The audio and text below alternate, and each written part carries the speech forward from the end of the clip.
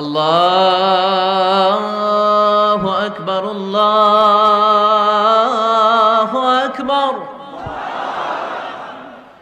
আল্লাহু আকবার, আল্লাহু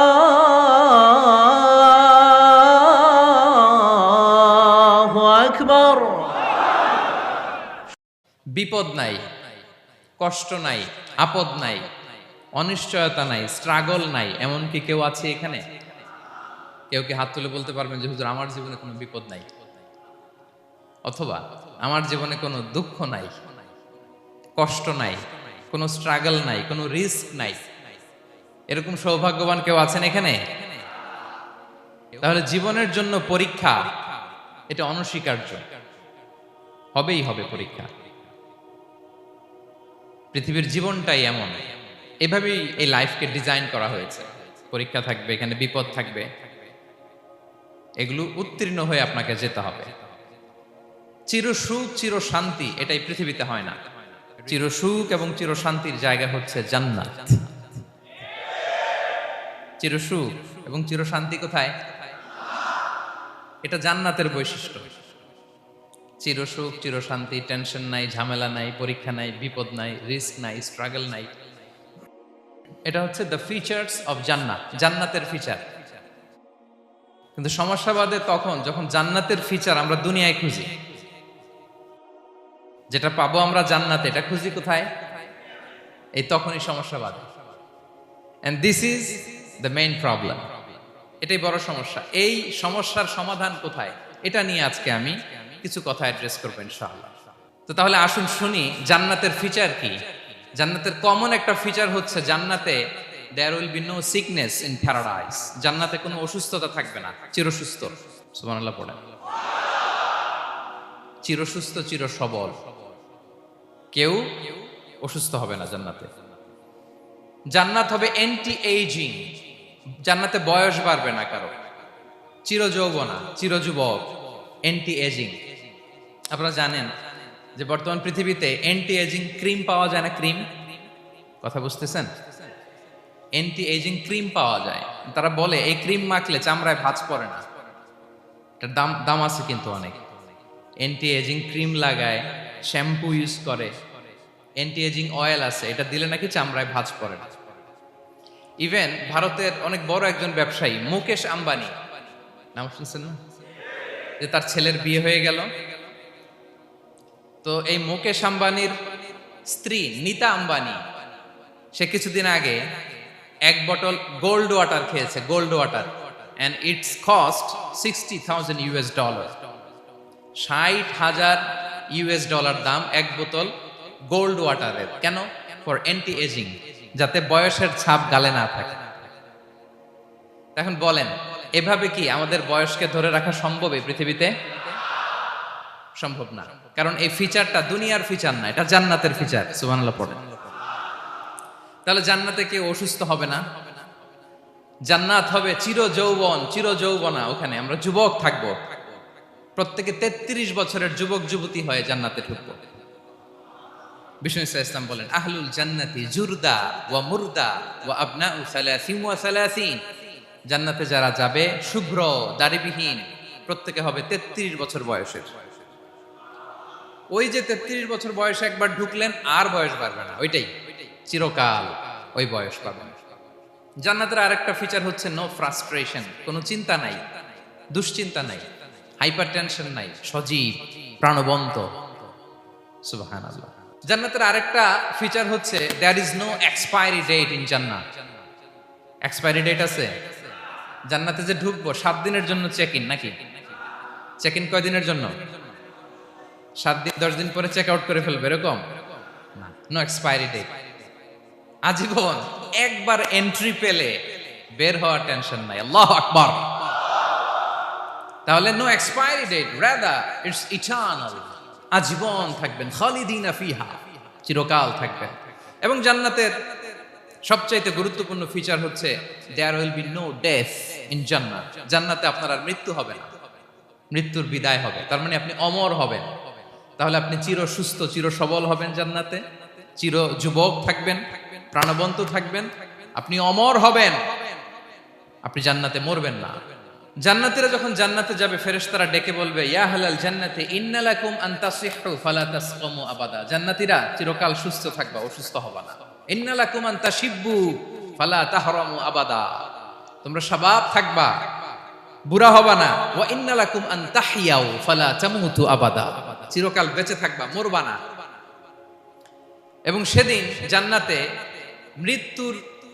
মৃত্যু দেয়া হবে, মৃত্যু দেয়া হবে। ইউতাল মাউতু বিকাবশিন আমলাহ, একটা ছাগলের আকৃতিতে মৃত্যুকে আনা হবে। ফায়ুযবাহুল মাউত, মৃত্যুকে জবাই দেয়া হবে। এবার জান্নাতীরা তাকিয়ে থাকবে, ফেরেশতারা বলবে, ইয়া আহলাল জান্নাতি খুলুদুন ফালা মাউত। হে জান্নাতীরা, চিরকাল এই জান্নাতে থাকবে। তাহলে জান্নাতের ফিচার পাইছেন? এখন কোন বোকা যদি এই ফিচার দুনিয়ায় খোঁজে, পাবে? পাবে না, কারণ দুনিয়ার ফিচার আলাদা। দুনিয়ার ফিচার কি? এই দুনিয়াতে বিপদ আসবে, কষ্ট আছে, দুনিয়াতে হতাশা আছে, ভয় আছে, অসুস্থতা আছে, বার্ধক্য আছে, এবং এই দুনিয়ার একটা এক্সপায়ারি ডেট আছে না? দ্য ডে ইউ ডাই, যেদিন আপনি মারা যাবেন, এটা আপনার এক্সপায়ারি ডেট। চলে যেতে হবে, চলে যেতে হবে। এই পৃথিবীতে মৃত্যুর অস্তিত্ব আছে। সবকিছু থমকে দিয়ে, আপনাকে চমকে দিয়ে মৃত্যু চলে আসবে, ঠিক কিনা বলেন? তাহলে এগুলো হচ্ছে দুনিয়ার ফিচার। এই দুনিয়াতে বিপদ আপদ, কষ্ট, ঝুঁকি, স্ট্রাগল, বার্ধক্য, অসুস্থতা, এগুলো নিয়ে আমাদেরকে টিকে থাকতে হয়। এটা দুনিয়ার ফিচার, মিলায় ফেললে হবে না। জান্নাতের ফিচার একটা, দুনিয়ার ফিচার আরেকটা। দুনিয়াতে কষ্ট থাকবে, বিপদ আপদ থাকবে। এই দুনিয়ার ফিচারটা আল্লাহ তাআলা কোরআনের একটা আয়াতে খুব চমৎকার ভাবে উল্লেখ করেছেন। সেটা দিয়েই আমি আলোচনা শুরু করেছি। আল্লাহ তাআলা ইরশাদ করছেন, ওয়ালা নাবলুওয়ান্নাকুম বিশাইইম মিনাল খাউফি ওয়াল জুই ওয়া নাকসিম মিনাল আমওয়ালি ওয়াল আনফুসি ওয়াস সামারাত ওয়া বাশশিরিস সাবিরিন। আল্লাহ তাআলা বলছেন, অবশ্যই অবশ্যই আমি তোমাদেরকে পরীক্ষা করব, ভয় দিয়ে, ক্ষুধা দিয়ে, সম্পদের ঘাটতি দিয়ে, আতঙ্ক দিয়ে, প্রাণনাশ দিয়ে, ফল ফসলের হানি দিয়ে পরীক্ষা করব। কিন্তু এই পরীক্ষায় যারা উত্তীর্ণ হবে, যারা সবর ইখতিয়ার করবে, ওয়াবাশশিরিস সাবিরিন, ধৈর্যশীলদের জন্যই হচ্ছে সুসংবাদ। আলহামদুলিল্লাহ পড়ে। তাহলে সম্মানিত সুধী, আমরা বুঝতে পারলাম এই পৃথিবীর ফিচার হচ্ছে এখানে বিপদ থাকবে, বিপদ ছাড়া কেউ থাকবে না। স্ট্রাগল থাকবে, কষ্ট থাকবে, ঝুঁকি থাকবে, রিস্ক থাকবে, এবং নানা ধরনের বিপদ আপদ দিয়ে আল্লাহ তাআলা আমাদেরকে পরীক্ষা করবেন। এটা মাস্ট, এটা আমাদের মাইন্ডসেটে নিয়ে নিতে হবে। মাইন্ডসেটে এটা ক্লিয়ার থাকতে হবে। চিরসুখ চিরশান্তি এই দুনিয়াতে মিলবে। কোথায় মিলবে তাহলে এটা? তাহলে বিপদ আসবেই, আপদ আসবেই, পরীক্ষা থাকবেই আমাদের জীবনে। তবে ইন্টারেস্টিংলি মজার বিষয় হচ্ছে, পরীক্ষাটা এক একজনের এক এক রকম। পুরো পৃথিবীটা একটা পরীক্ষা ক্ষেত্র, কিন্তু কারো প্রশ্নপত্রের সাথে কারো প্রশ্নপত্রের কোনো মিল নাই। সুবহানাল্লাহ। আমার পরীক্ষা একরকম, আপনার পরীক্ষা আরেক রকম, ওই ভাইয়ের পরীক্ষা আরেক রকম, ওনারটা আরেক রকম। সবাই পরীক্ষার্থী, সবাই পরীক্ষার্থী, কিন্তু কারো প্রশ্নপত্রের সাথে কারো প্রশ্নপত্রের কোনো মিল নাই। কারোর জন্য পরীক্ষা হচ্ছে সে খুব অসুস্থ, প্রচন্ড অসুস্থতা, তার জন্য পরীক্ষা। ক্যান্সারের রোগী, দুরারোগ্য ব্যাধি, ডক্টর বলছে 4th স্টেজে চলে আসছে, কয়েক মাস বাঁচতে পারে, এটা তার জন্য পরীক্ষা। আবার কারো দেখবেন যে খুব একটা অসুস্থতা নাই, অসুস্থতার ঝামেলা নাই, কিন্তু তার দারিদ্রতা আছে, তার আর্থিক অনটন, এটা তার জন্য পরীক্ষা। আবার কারো দেখবেন অসুস্থতাও নাই, দারিদ্রতাও নাই, তার দাম্পত্য জীবনের সমস্যা আছে না নাই? অনেকের দেখবেন এগুলো কোনোটাই সমস্যা না, তার ছেলে কথা শোনে না, মাদকাসক্ত। আহা, মাদকাসক্ত, রিহ্যাবে পাঠায়, আবার আসে, আবার গাঁজা খাওয়া শুরু করে, আছে না নাই বলেন? দেখেন তার পরীক্ষাটা আবার আলাদা। অনেকের দেখবেন মেয়ে বাবার কথা শোনে না। আবার অনেকের দেখবেন যে ব্যবসায় সমস্যা, লসের পর লস, লাভ উঠাতে পারে না। তাহলে পরীক্ষা ছাড়া, বিপদ আপদ ছাড়া দুনিয়াতে কেউ নাই, কেউ নাই প্রিয় ভাইরা। এটা আমাদের মাথায় রাখতে হবে। পরীক্ষা আপনাকে দিতেই হবে, পরীক্ষা দিয়ে দিয়েই নিজেকে প্রমাণ করতে হবে। আর এক একজনের পরীক্ষাটা এক এক রকম, কারো পরীক্ষার সাথে কারো পরীক্ষার কোনো মিল থাকবে না। তো মাঝে মাঝে আমরা এটা ভুলে যাই। আল্লাহ তাআলা কালামে পাকে রিমাইন্ডার দিয়ে আমাদেরকে স্মরণ করিয়ে দিতে চান যে এই পৃথিবীতে আসলে তোমরা এসেছো পরীক্ষা দিতে। এটাই জীবনের বড় বাস্তবতা। আমাদের জীবনে যত হতাশা, আমাদের জীবন নিয়ে যত অভিযোগ, আমাদের মনে যত কষ্ট, আমাদের হৃদয়ের ভেতরে যত অস্থিরতা, তার মূলে হচ্ছে এই সমস্যা যে আমরা ভুলেই গেছি আমরা পরীক্ষা দিতে আসছি। এটা যদি ভুলে না যান, এটা যদি আপনার মাইন্ডসেটে থাকে যে পুরো জীবনটা একটা পরীক্ষা, তাহলে দেখবেন কোনো কিছু আপনাকে কাবু করতে পারবে না। আপনি হতাশ হবেন না, জীবন নিয়ে আর অভিযোগ থাকবে না, আপনি ভেঙে পড়বেন না, সব অভিযোগ হতাশা দূর হয়ে যাবে। তার মানে বুঝতে পারলাম পরীক্ষা আপনাকে দিতেই হবে। পরীক্ষা দেয়া ছাড়া এই পৃথিবী থেকে চলে যাওয়ার কোনো চান্স বা সুযোগ আমাদের কারো নেই। সূরাতুল আনকাবুতে আল্লাহ তাআলা এই কথাটা আরো চমৎকার ভাবে বলেছেন। আল্লাহ তাআলা ইরশাদ করছেন, আহাসিবান নাসু আইয়ুতরাকু আইয়াকুলু আমান্না ওয়া হুম লা ইফতানুন ওয়ালাকাদ ফাতান্নাল্লাযীনা মিন ক্বাবলিহিম ফালা ইয়া'লামান্নাল্লাহু আল্লাযীনা সাদাকু ওয়ালা ইয়া'লামান্নাল কাযিবিন। আল্লাহ বলেন, মানুষকে ভেবেছে সে শুধু বলবে আমি ঈমানদার আর তাকে আমি জান্নাতে ঢুকাই দিব? না, কখনো না, কোশ্চিন কালেও না। বরং পূর্ববর্তীকালে যারা পৃথিবীতে এসেছিল তাদেরকে আমি পরীক্ষায় নিয়েছি, পরীক্ষা করেছি, এবং তাকেও ঈমানের প্রশ্নে সে সত্যবাদী না মিথ্যাবাদী পরীক্ষা দিয়ে দিয়ে নিজেকে প্রমাণ করতে হবে। ঠিক কিনা বলেন? পরীক্ষা দিয়ে আপনাকে প্রমাণ করতে হবে। এবং এই পরীক্ষার ব্যাপারটা, এটা যে শুধু আমরা সাধারণ মানুষ আমাদের জীবনে দুঃখ বিপদ পরীক্ষা এমনটা না। এই পৃথিবীর সবচাইতে শ্রেষ্ঠ মানুষ যারা ছিলেন তাদেরকে আল্লাহ পরীক্ষা নিয়েছেন। বলেন তো এই পৃথিবীতে সবচাইতে শ্রেষ্ঠতম মানুষ কারা? সবচাইতে শ্রেষ্ঠ ভালো মানুষ কারা ছিল পৃথিবীতে? বলেন তো নবীরা। আওয়াজ করে বলেন তো কারা? তো বলেন তো নবীদের জীবনে পরীক্ষা ছিল কি ছিল না? হ্যাঁ ছিল। বেশি না কম? বিষ্ণু ইসলামকে জিজ্ঞাসা করা হলো, আইয়ুন নাসি আশাদ্দু বালাআন ইয়া রাসূলুল্লাহ, হে আল্লাহর রাসূল, এই পৃথিবীতে কাদের জীবনে পরীক্ষা বেশি? বিষ্ণু ইসলাম বললেন, আল আম্বিয়া, নবীদের জীবন। আল আম্বিয়া সুম্মাল আমসাল ফাল আমসাল, সবচাইতে জীবনে পরীক্ষার সম্মুখীন সবচাইতে বেশি হয়েছেন নবীরা। তারপরে নবীদের পরবর্তী অবস্থান যাদের, সিদ্দিকিন যারা, সোহাদা যারা, সালিহিন যারা, আল্লাহওয়ালা যারা, তাদের জীবনে পরীক্ষা বেশি। ইউবতালার রাজুলু আলা হাসাবি দীনি, ব্যক্তির দিনদারি যত বেশি তার জীবনে আল্লাহর পরীক্ষাও তত বেশি। আপনি আল্লাহওয়ালা হবেন, আপনার জীবনে পরীক্ষাও অনেক বেশি। এজন্য ইমানদার হওয়া যেমনি মর্যাদার, ইমানদারের জীবনে পরীক্ষাও হবে অনেক বেশি। এবং পরীক্ষা যত বড়, খেয়াল রাখতে হবে, মন খারাপ করার কোনো সুযোগ নেই। পরীক্ষা যার জীবনে যত বড়, সেটাতে সফল হতে পারলে ওটার প্রতিদানও বড়।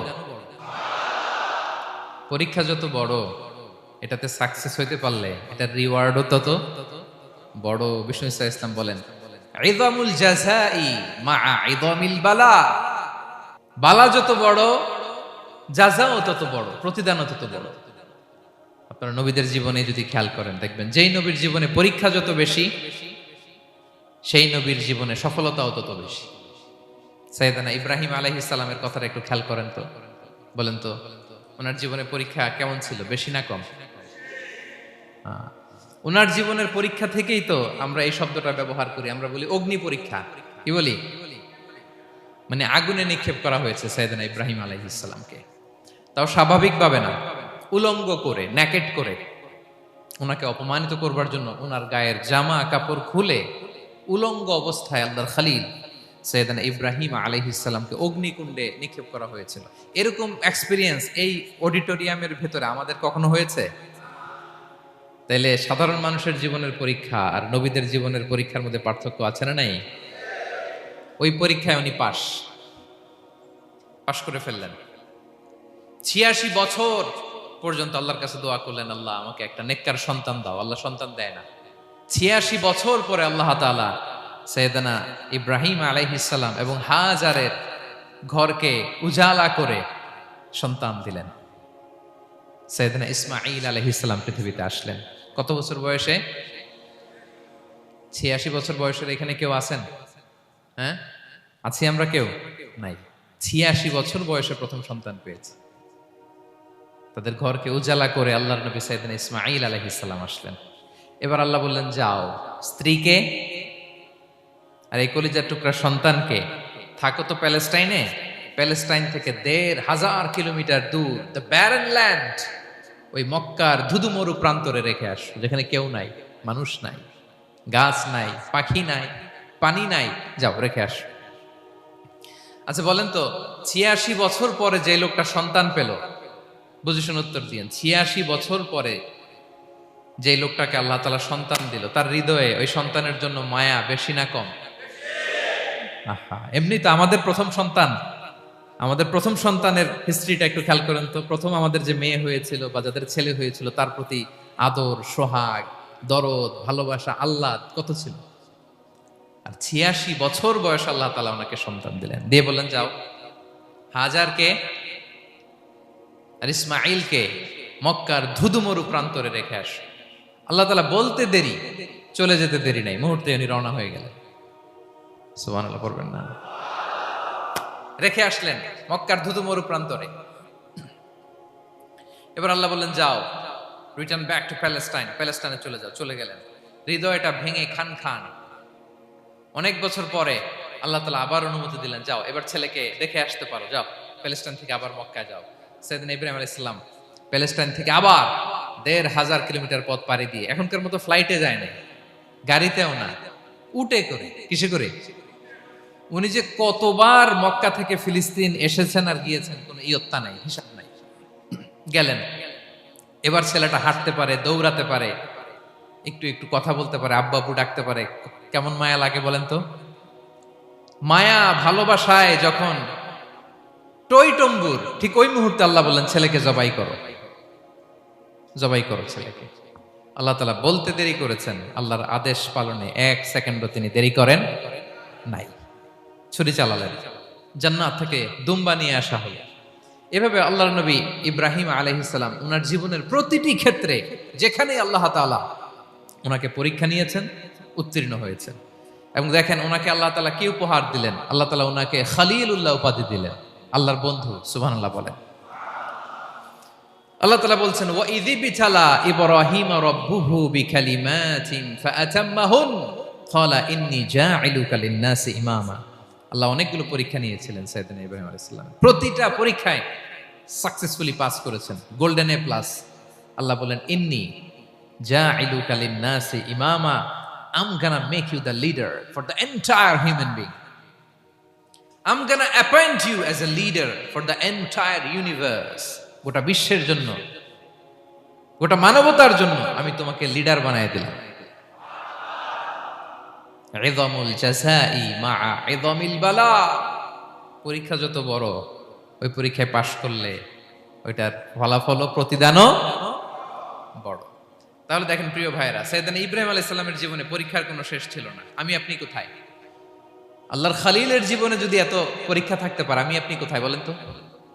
এবার বলেন, সাইয়েদনা মূসা আলাইহিস সালাম, ওনার জীবনে তো কোনো পরীক্ষার ছিল না। হ্যাঁ, গুণে শেষ করতে পারবেন? জন্মটাই তো হয়েছে পরীক্ষার মধ্য দিয়ে। মিশরের ছেলে সন্তান হইলেই ফেরাউন বলছে জবাই করো। ওনার মা এরকম সিন্ধুকে করে ভাসায় দিলেন নীল নদীতে। আল্লাহু আকবার!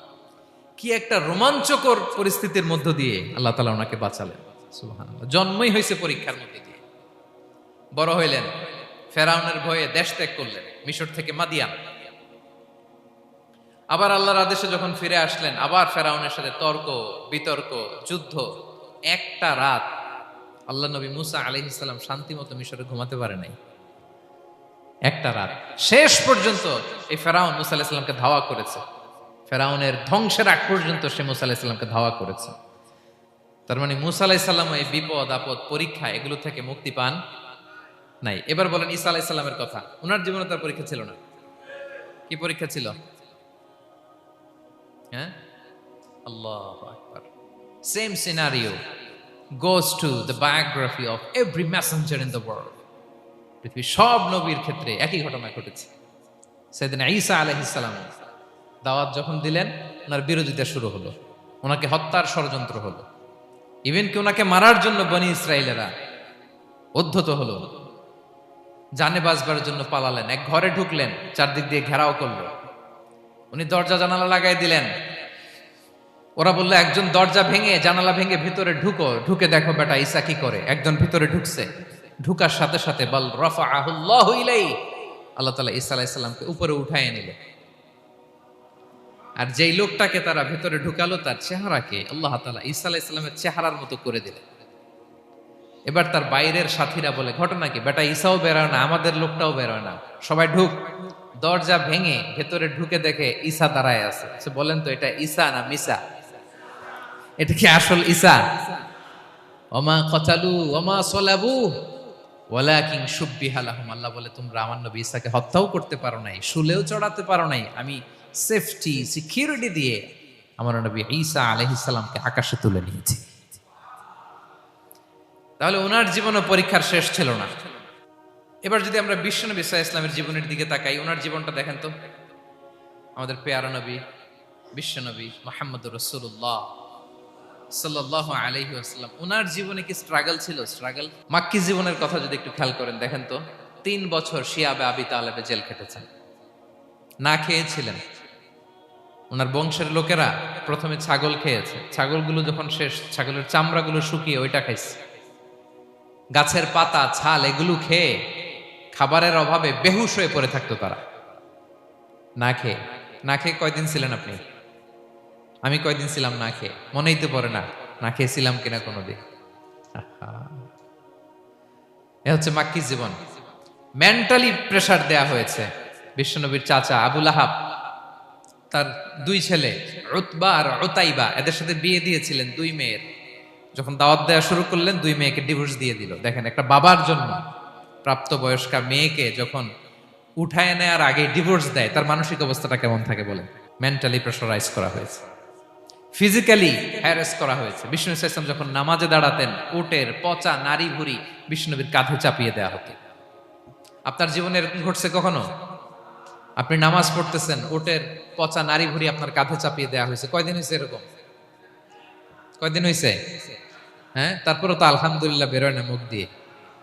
কেমন আছেন হুজুর কোয়েন না, বেশি একটা সুবিধার না, তাই না? বেশি একটা একটু মিলাবেন। কতটুকু পরীক্ষা আমরা দিয়েছি। তায়েফে গেলেন বিশ্বনবী, তায়েফে গেছিলেন জমির বায়না দিতে, তাই না? জমি কিনবে তায়েফে।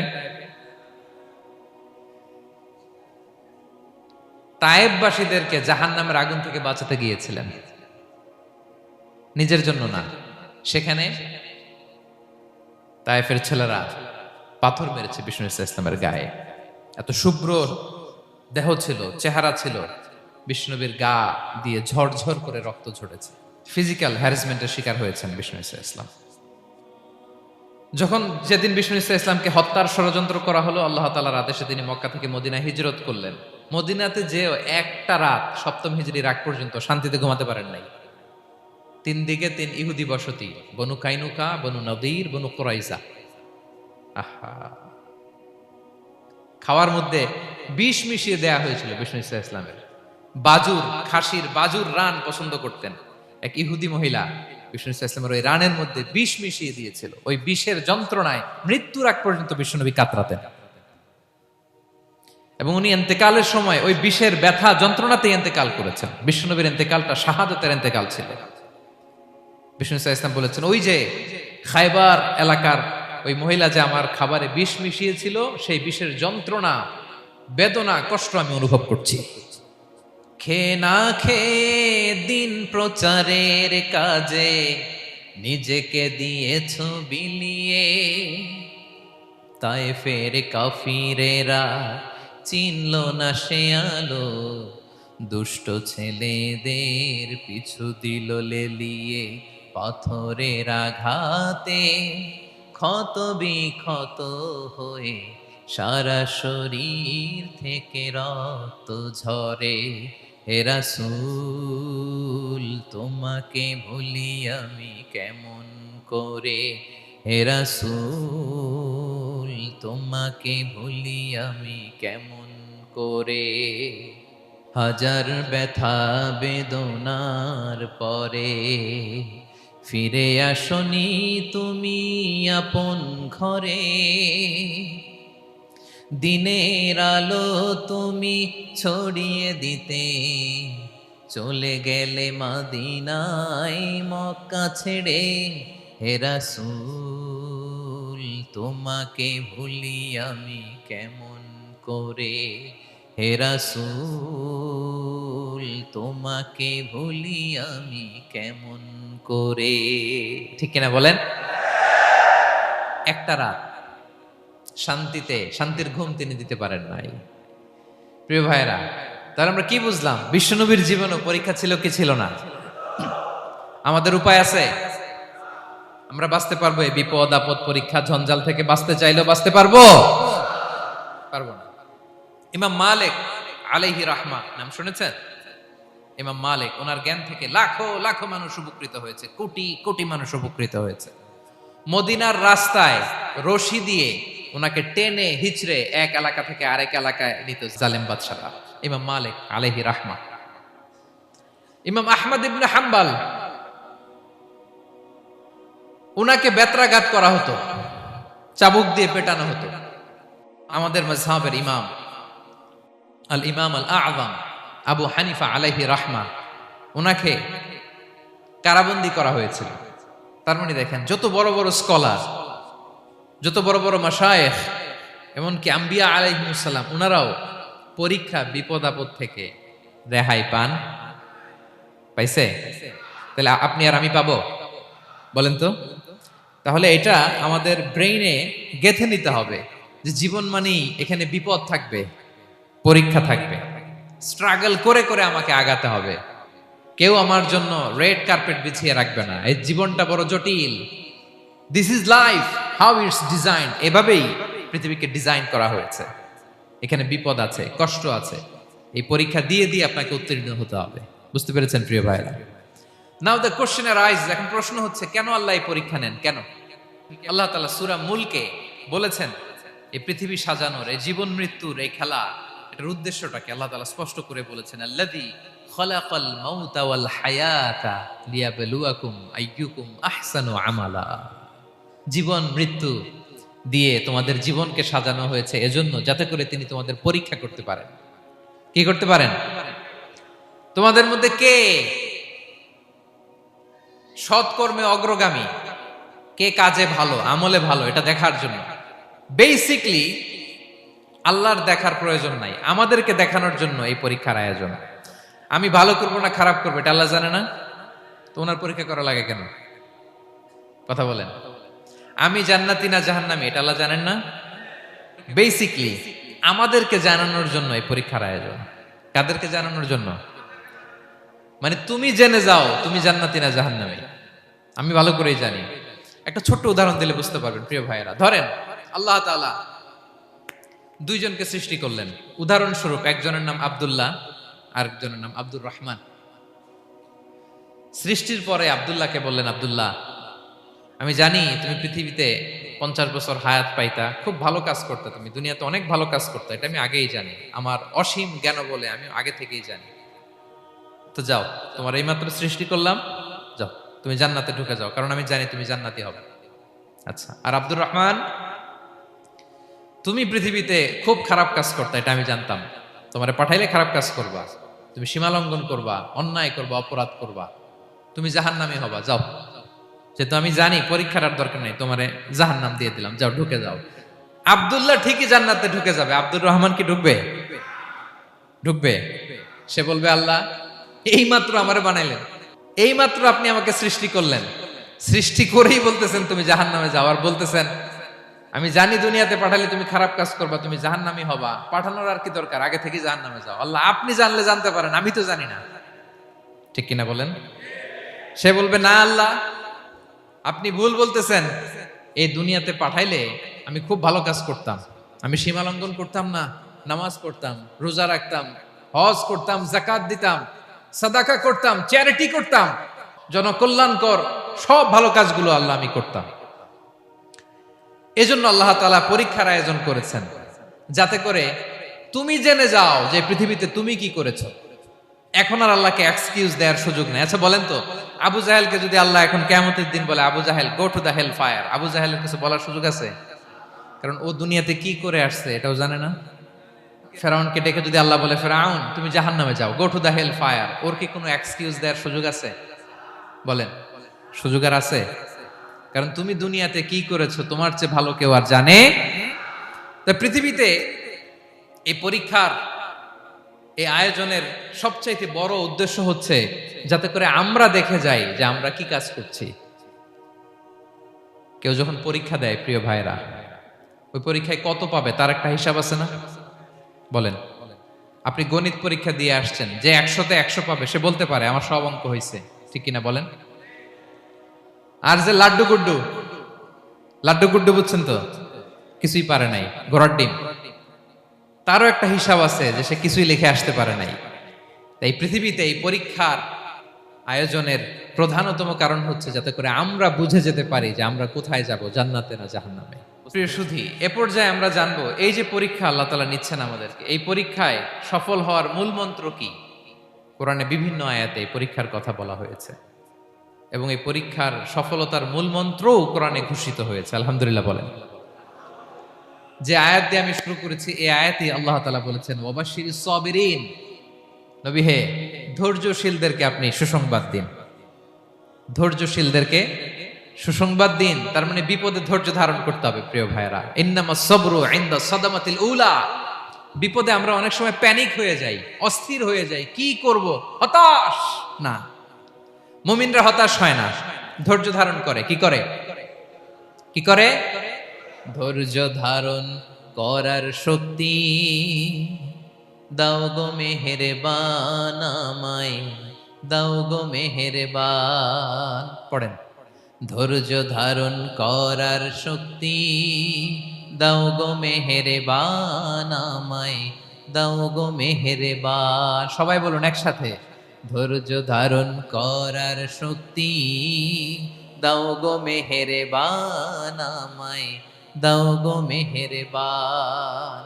বুকের ভেতর ব্যথার নদী বইছে অবিরাম, বইছে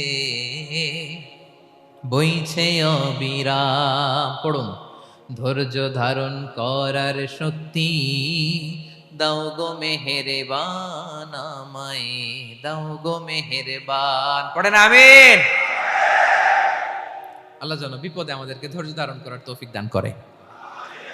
প্রিয় ভাইয়েরা, ধৈর্য এটা এমন একটা গাছ যে গাছের সারা গায়ে কাটা, কিন্তু এই গাছের ফলটা বড় সুস্বাদু। আই রিপিট, আমি আবারও বলছি, ধৈর্য এটা এমন একটা গাছ যে গাছের সারা গায়ে কাটা, কিন্তু ফলটা বড় মিষ্টি, ফলটা বড় সুস্বাদু। সবাই ধৈর্য ধারণ করতে পারে না। বিষ্ণু ইসলামকে আল্লাহ তাআলা নানা সময় আশ্বস্ত করেছেন, সান্ত্বনা দিয়েছেন আর ধৈর্যের বাণী শুনিয়েছেন। আল্লাহ বলেন, ফাসবির কামা সবারা উলুল আজমি মিনার রাসূল, নবী হে আপনার আগে দৃঢ় প্রত্যয়ী নবীরা যেরকম ধৈর্য ধারণ করেছে আপনিও ধৈর্য ধারণ করুন। সূরাতুল মুজাম্মিল আল্লাহ তাআলা বলছেন, ওয়াসবির আলা মা ইয়াকুলুনা ওয়াহজুরহুম হাজরান জামিলা। ওরা যাই বলুক আপনি ধৈর্য ধারণ করুন, ওদের কথাকে ইগনোর করুন, just ignore what they are saying to you. যা বলে আপনি জাস্ট ইগনোর করেন। ওরা বিষ্ণু ঈসা ইসলামের মনোবলকে ভেঙে দেওয়ার জন্য কখনো বিষ্ণু ঈসা ইসলামকে কবি বলে গালি দিত। কবি কি বলতো? শায়ের। কখনো বলতো মজনুন, পাগল। নাউজুবিল্লাহ পড়বেন না? পাগল বলে গালি দিত। মাঝে মাঝে বলতো কাহিন, গণক। মাঝে মাঝে বিষ্ণু ঈসা ইসলামকে তারা বলতো আবতার, লেস কাটা। মুহাম্মদ তোমার ছেলে নাই, তোমার বংশ নির্বংশ হয়ে গেছে, তোমার নাম নেয়ার মতো কেউ নাই। আহা, কপাল পোড়া। গোটা বিশ্বব্যাপী বিষ্ণু ঈসা ইসলামের সুনাম সুখ্যাতি ছড়িয়ে দিয়েছে কে?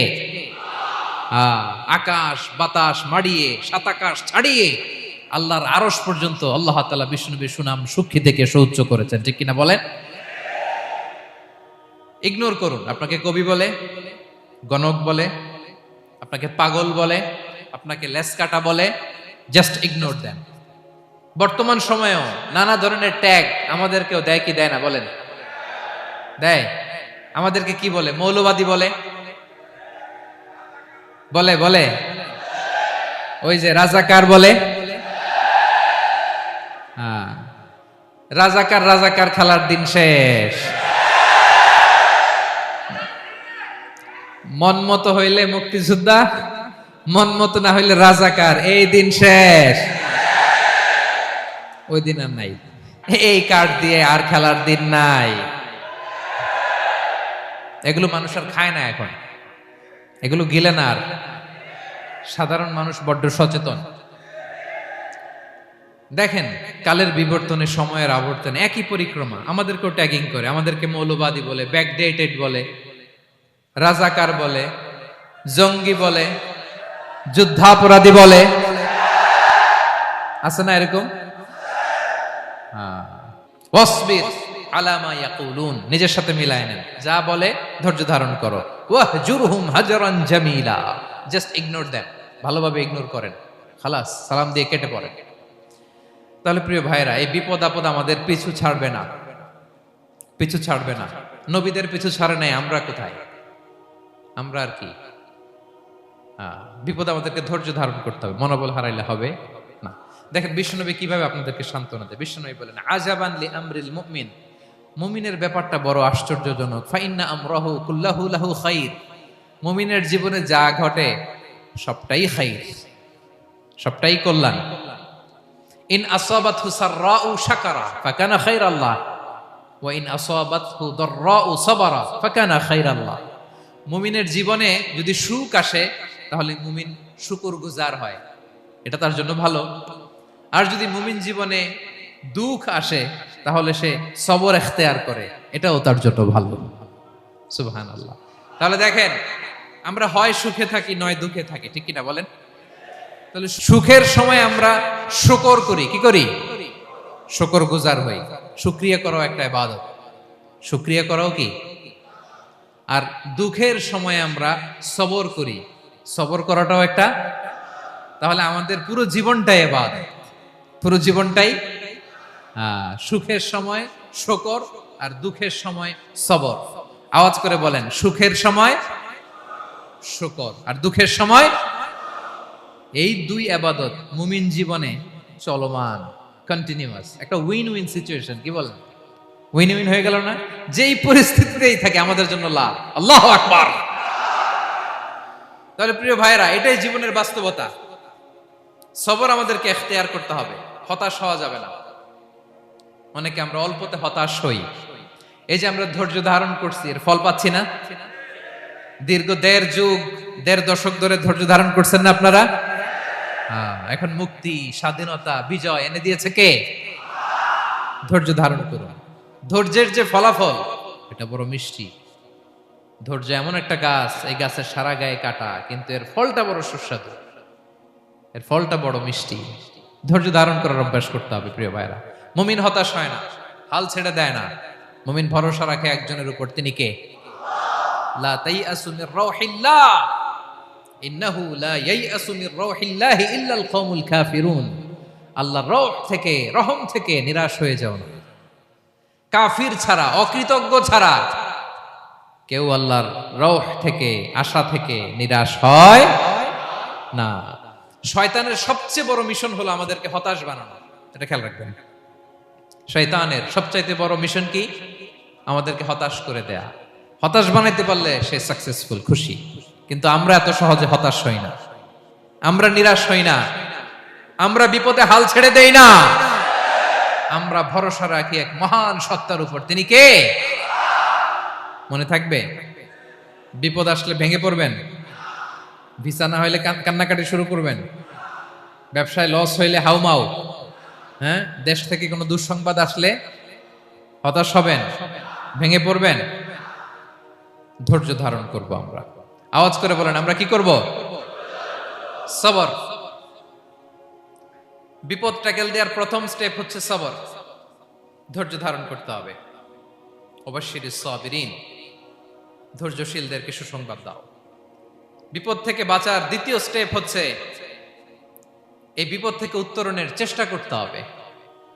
কন্টিনিউয়াস প্রচেষ্টা চালিয়ে যেতে হবে। ওয়াল্লাযীনা জাহাদু ফিনা লানাহদিয়ান্নাহুম সুবুলানা, যারা আমার রাস্তায় চেষ্টা করে, প্রচেষ্টা করে, স্ট্রাগল করে, তাদেরকে আমি পথ দেখিয়ে দেই, সুবুল দেখিয়ে দেই, ওয়ে আউট দেখায় দেই, এক্সিট দেখায় দেই। কোথাও আটকাবেন না আপনি, আপনাকে এক্সিট দেখায় দিবে কে?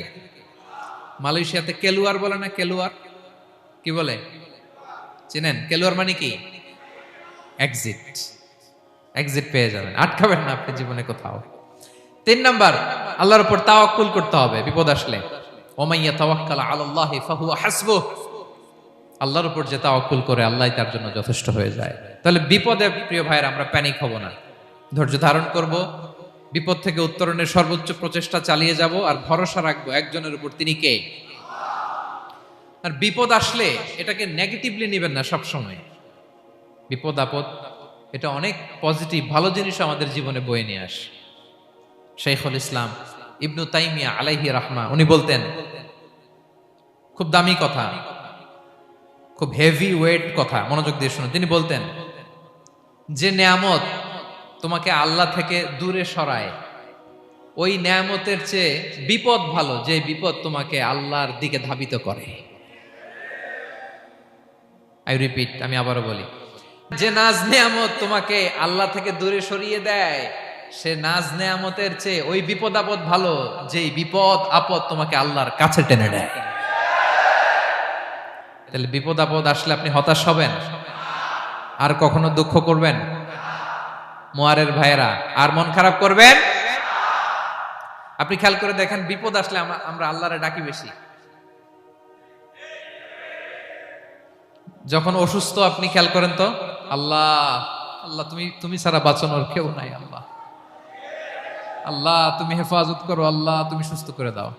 যখন লাইফ থ্রেট, দেখেন আপনি গুম হয়ে যেতে পারেন, আপনার কারাবন্দি করতে পারে, এরকম একটা বিপদের মধ্যে আছেন, তখন খেয়াল করেন তো আল্লাহর সাথে আপনার কানেক্টিভিটি, রিলেশনশিপটা কতটা ডেভেলপ হয়। কারণ বিপদে পড়লে আমরা আল্লাহরে ডাকি বেশি। তাহলে বিপদ আপদেরও কিছু পজিটিভ সাইড বা দিক আমাদের জীবনে আছে না নাই? অনেক পজিটিভ দিক আছে, কয়েকটা শেয়ার করি। 1 নাম্বার, আল্লাহ 1 নাম্বার পজিটিভ সাইড তো বললাম, ইমাম ইবনু তাইমিয়া যেটা বললেন। এরপরে হচ্ছে মাঝে মাঝে আল্লাহ তাআলা আমাদের মর্যাদাকে আপগ্রেড করতে চায়, এলিভেট করতে চায়। আপনি ধরেন কোন একটা এয়ারলাইন্সের রেগুলার প্যাসেঞ্জার টিকিট কাটেন, মাঝে মাঝে হঠাৎ করে দেখবেন কাউন্টারে গেলে তারা বলে you are upgraded to business class, অথবা you are upgraded to first class. যেহেতু রেগুলার প্যাসেঞ্জার, অনেক মাইলস জমা হয়েছে, আপগ্রেড করে দেয়। আল্লাহ তাআলা মাঝে মাঝে চায় তিনি আমাদের মর্যাদাকে, র্যাঙ্ক এটাকে আপগ্রেড করবেন, কিন্তু আমার যে আমল আখলাকের অবস্থা, ওইটা দিয়ে ওই আপগ্রেড র্যাঙ্কে যাওয়ার সুযোগ নাই। বুঝতেছেন কথা? আল্লাহ চায় আমার লেভেল একটু আপ করতে, কিন্তু আমার আমলের যে অবস্থা, এতে আমি ওখানে যাই না। তখন আল্লাহ কিছু বিপদ আপদ দিয়ে, পরীক্ষা দিয়ে বান্দাকে টেস্ট করে। ওই পরীক্ষায় যদি উত্তীর্ণ হন, সাথে সাথে আল্লাহ তাআলা আপনার লেভেল বা র্যাঙ্ক আপগ্রেড করে দেয়। সুবহানাল্লাহ পড়বেন না? তাহলে লাভ না লস? আওয়াজ করে বলেন, লাভ না লস? মুমিন জীবনের সব লাভ। যত বিপদ আপদ আপনাকে স্পর্শ করে, প্রতিটাতেই আপনার জন্য কল্যাণ। বিষ্ণু ইসলাম বলেন, মা ইউসিবুল মুসলিমা মিন নাসাবিন ওয়ালা ওয়াসাবিন ওয়ালা হাম্মিন ওয়ালা হুজনিন ওয়ালা আযান ওয়ালা গাম্মিন হাত্তা শাওকাতি ইউশাকুহা ইল্লা কাফফারাল্লাহু বিহা খাতায়া। আপনার জীবনে যত দুঃখ, যত যন্ত্রণা, যত টেনশন, যত অ্যাংজাইটি, যত ইনজুরি, এমনকি গোলাপ ফুল পাড়তে যে ওখানে যে কাঁটা বাঁধছে, বড়ই খেতে যে বড়ই গাছে ওঠার পর যে একটা কাঁটা বিঁধছে আপনার হাতে, এর কারণে আল্লাহ তাআলা আপনার গুনাহ মাফ করে দেয়। সুবহানাল্লাহ। তাহলে বিপদ আপদ দিয়ে আল্লাহ বান্দার মর্যাদাকে আপগ্রেড করে। বিপদ আপদে ফেলে আল্লাহ তাআলা বান্দার পাপ মোচন করে। বিপদ আপদ দিয়ে আল্লাহ তাআলা বান্দার শাস্তি মওকুফ করে। এমন পাপ করছেন, এটার জন্য শাস্তি বরাদ্দ হয়ে গেছে, কিন্তু আল্লাহ তাআলা ওই শাস্তি থেকে মাঝে মাঝে আপনাকে বাঁচাতে চায়, তখন কিছু বিপদ দিয়ে বান্দারে পরীক্ষা করে। উত্তীর্ণ হলেই আল্লাহ তাআলা ওই শাস্তিকে মওকুফ করে দেয়। তাহলে আসুন সামারি করি, পুরো আলোচনাটার সামারি করি। 1 নম্বর সামারি হচ্ছে, বিপদ আপদ, পরীক্ষা, স্ট্রাগল, কষ্ট, এটা সুন্নাতুল্লাহি ফিদ দুনিয়া। এই দুনিয়ায় আল্লাহর সুন্নাত, এর বাইরে কেউ যেতে পারে না, ইভেন নট দ্য মেসেঞ্জার্স, নবীরাও না। আজকের আলোচনায় শুনছেন না নবীদের জীবন দিয়ে কি গেছে, ups and downs, test and trial, নবীরাও না। তাহলে এটা আমাদের মাইন্ডসেটের সাথে সেট আপ করে নিতে হবে যে অতীতে, বর্তমানে, ভবিষ্যতে বিপদ আপদ মুক্ত এই পৃথিবীতে কেউ থাকবে না। পারবেন? হ্যাঁ, এটা মাইন্ডসেটে নিয়ে নিতে হবে যে এটাই জীবন, বিপদ আপদ দিয়ে আল্লাহ পরীক্ষা করবেন। এটাই পৃথিবী। চির সুখ চির শান্তি এই পৃথিবীতে খুঁজলেই পাওয়া যায় না। শুরুতে বলছিলাম না, চির সুখ চির শান্তি। বলেন তো এটা কি দুনিয়ার ফিচার না জান্নাতের ফিচার? জান্নাতের ফিচার দুনিয়ায় খুঁজলে পাওয়া যাবে? যাবে না। তাহলে আজকের আলোচনার 1 নাম্বার লেসন হচ্ছে বিপদ আপদ এটা সুন্নাতুল্লাহি ফিদ দুনিয়া। এই দুনিয়া আল্লাহর সুন্নাত, এটা থেকে মুক্তি পাওয়ার কোনো সুযোগ নাই, নবীরাও পায় নাই। 2 নাম্বার লেসন, বাঁচার যেহেতু সুযোগ নাই, we have to face it with patience, intellect and tawakkul. বিপদে অস্থির হওয়া যাবে না, এটাকে ফেস করতে হবে উইথ পেশেন্স, ধৈর্যের সাথে। বিপদ আমরা মোকাবেলা করব কিসের সাথে? ধৈর্য। প্যানিক হবেন না, অস্থির হবেন না, ধৈর্য ধারণ করবেন। উইথ ইন্টেলেক্ট, আল্লাহর দেয়া আপনার ইন্টেলেক্ট খাটিয়ে এই বিপদ উত্তরণের সর্বান্তকরণের চেষ্টা প্রচেষ্টা আপনার চালায় যেতে হবে। আর সবশেষে আত-তাওয়াক্কুল আলাল্লাহ, ডিপেন্ডিং অন আল্লাহ, ভরসা করব কার উপর? আল্লাহর উপর। পারা যাবে তো? আচ্ছা, 2টা লেসন গেল। 3 নাম্বার লেসন হচ্ছে আমাদের ছেলে মেয়েদেরকে we have to educate our child regarding the test and trial in this দুনিয়া। দুনিয়ার এই বিপদ আপদের ব্যাপারে আমাদের ছেলে মেয়েদেরকে শেখাতে হবে, বুঝাতে হবে। ওরা ছোট মানুষ তো, অস্থির হয়ে যায়। আব্বু আমার সাথে কেন এমন হয়? আমারই শুধু পেন্সিল চুরি হয়, আমারই শুধু এটা হয়, আমি পরীক্ষায় খারাপ করি, আমি ব্যথা পাই, আমার এই আমার সেই। ছোট মানুষ তো বুঝে না। ওরা বুঝাইতে হবে যে বাবা, this is the essence of life, এটাই জীবন। এটাই কি এই লাইফ হ্যাকস গুলো তাদেরকে শেখাইতে হবে। ডোন্ট বি প্যানিক, প্যানিক হওয়া যাবে না। This is how life is design, এটাই জীবন। বিপদ আপদ আসবে, এটাকে মেনে নিতে হবে, ছেলে মেয়েদেরকে শিখাইতে হবে, তাহলে তারাও প্যানিক হবে না। পারবেন তো ইনশাআল্লাহ? আচ্ছা, 4 নাম্বার লেসন হচ্ছে যেটা আমরা জানলাম, এই বিপদ আপদ সবসময় আমাদের জন্য খারাপ না। সামটাইমস ইট ব্রিংস খায়ের for us if dealt properly. ঠিক মতো বিপদকে ডিল করতে পারলে এটা আসলে আমার জন্য আখেরে কল্যাণই বয়ে নিয়ে আসে। কি বলেন, তাই না? কল্যাণ বয়ে নিয়ে আসে। সব শেষ কথা হলো আমরা যেন এই বিপদগুলোকে প্রপারলি ডিল করতে পারি, আমরা যেন সবর ইখতিয়ার করতে পারি। আল্লাহর কাছে চাইতে হবে, দোয়া করতে হবে, কারণ তৌফিক দেওয়ার মালিক কে? আল্লাহর কাছে যেন আমরা কায়মনোবাক্যে প্রার্থনা করতে পারি, আল্লাহ এই বিপদকে যেন আমরা ডিল করতে পারি উইথ সাবর, উইথ ইন্টেলেক্ট, উইথ তাওয়াক্কুল। আসল হাতিয়ার হচ্ছে এটা, দোয়া। আল্লাহর কাছে চাইবেন, মনোযোগের সাথে চাইবেন, আন্তরিকতার সাথে চাইবেন। উদউল্লাহ ওয়া আনতুম মুখিনুনা বিল ইজাবা। বিষ্ণু বলেন এমন ভাবে চাও যেন তুমি অনেকটা কনফার্ম যে তোমার দোয়া আল্লাহ কবুল করবেনই, এমন ভাবে চাও। অনেকে রোবোটিক দোয়া করে। রোবোটিক দোয়া মানে দোয়ার মধ্যে প্রাণ নাই, ধ্যান নাই, মন নাই, আগ্রহ নাই, ভালোবাসা নাই। ওই দোয়া আল্লাহ কবুল করে না। মনোযোগ দিয়ে চাইতে হবে চাওয়ার মতো, তাহলে আল্লাহ তাআলার পক্ষ থেকে তৌফিক পাওয়া যাবে। পারা যাবে তো ইনশাআল্লাহ? আল্লাহ তাআলা আমাদের সবাইকে বিপদে আপদে ধৈর্য ধারণ করার তৌফিক দান করুক। নবীরা তাদের জীবনে যেভাবে স্ট্রাগল, আপস এন্ড ডাউনস, বিপদগুলোকে, টেস্ট এন্ড ট্রায়ালগুলোকে ডিল করেছে, আমরা যেন সেভাবে ডিল করতে পারি। আল্লাহ তৌফিক দান করুক। আল্লাহ তাআলা আমাদের সবাইকে কথাগুলো বোঝা আর আমল করার তৌফিক দান করুক। হাযা মা ইনদি ওয়াল ইলমু ইনদাল্লাহি আলাইহি তাওয়াক্কালতু ওয়া ইলাইহি উনীব। ওয়াসসালামু আলাইকুম ওয়া রাহমাতুল্লাহি তাআলা ওয়া বারাকাতুহু।